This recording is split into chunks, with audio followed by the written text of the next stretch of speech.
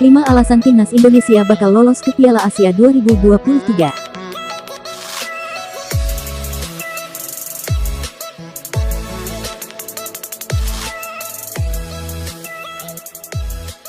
Drawing kualifikasi Piala Asia 2023 telah diumumkan pada Kamis tanggal 24 Februari tahun 2022.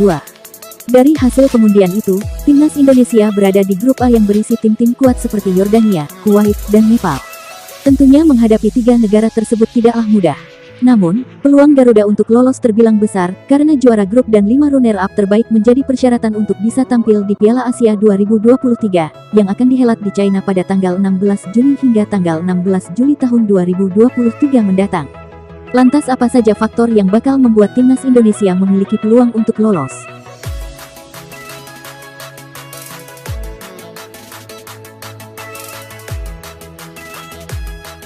5. Posisi runner-up bisa lolos ke Piala Asia 2023. Kuwait dan Yordania adalah dua tim yang mungkin menjadi lawan paling sulit untuk timnas Indonesia. Merebut posisi pertama dirasa sangat sulit karena mengalahkan dua tim tersebut saja rasanya sudah berat. Untungnya pada kualifikasi babak ketiga Piala Asia 2023 tersebut, 5 runner-up terbaik dari 6 grup tetap bisa lolos langsung ke putaran final. Tentunya mengincar runner-up bisa jauh lebih mudah ketimbang juara grup A. 4. Di sepak bola apapun bisa terjadi. Menurut legenda timnas Indonesia Kurniawan Dwi Yulianto, skuad Garuda masih sangat berpeluang untuk lolos ke Piala Asia 2023 meski dihadapkan lawan-lawan berat seperti Kuwait, Yordania, dan Nepal. Bagi Kurniawan, di sepak bola apapun bisa terjadi. Termasuk tim yang secara peringkat FIFA lebih rendah tetap mampu memberikan kekalahan untuk tim yang berada di peringkat teratas. Kalau peluang tetap ada, kita harus optimis dan harus yakin dengan kemampuan kita. Kita harus mempersiapkannya dengan baik, harus bekerja keras, kata Kurniawan. Karena dalam sepak bola tidak ada yang tidak mungkin, walaupun kita tahu bagaimana kekuatan tim dari Kuwait dan Yordania tidak bisa dianggap remeh. Tapi, peluang untuk lolos tetap ada, tambahnya.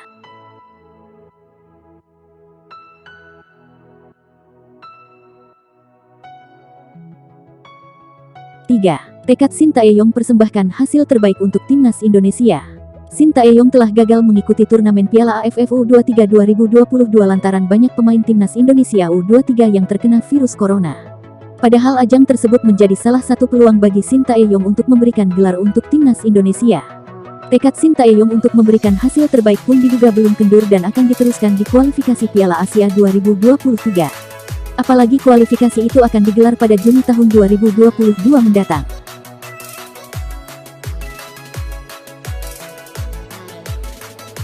2. Timnas Indonesia sedang dalam tren positif. Semenjak ditangani Sintayong, permainan timnas Indonesia bisa dikatakan meningkat pesat. Terbukti timnas Indonesia mengalami peningkatan yang signifikan di peringkat FIFA. Tercatat dari 14 pertandingan terakhir timnas Indonesia, yang terhitung sejak 2 laga playoff kualifikasi Piala Asia 2023 melawan Taiwan, skuad Garuda membukukan 10 kemenangan, 2 imbang, dan 2 kekalahan. Dengan tren positif itu, timnas Indonesia memperlihatkan permainan yang menjanjikan. Tentunya diharapkan permainan apik itu bisa diteruskan di kualifikasi babak ketiga Piala Asia 2023 saat melawan Kuwait, Yordania, dan Nepal.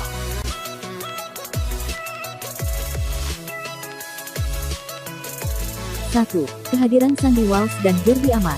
Saat ini seperti yang diketahui PSSI sedang melakukan naturalisasi dua pemain keturunan Indonesia, yakni Sandy Walsh dan Jordi Amat.